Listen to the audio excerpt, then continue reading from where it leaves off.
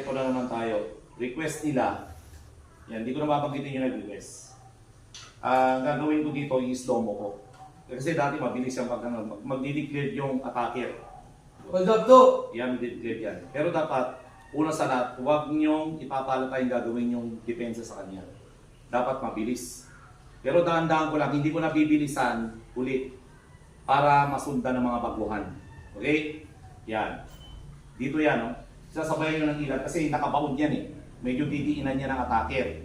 Ito yung right hand ng attacker, nakahawak sa patalim. So sa side step ako. Hayaan nyo to. Huwag kayo mag-focus dito kasi wala naman dito yung knife. Dito kayo mag-focus.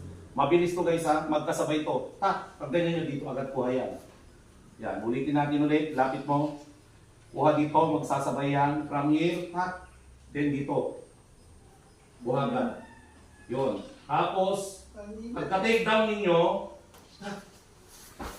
ayan o, dito niya siya i-disarm. Kuha nyo na yan. O di ba? Ganun lang.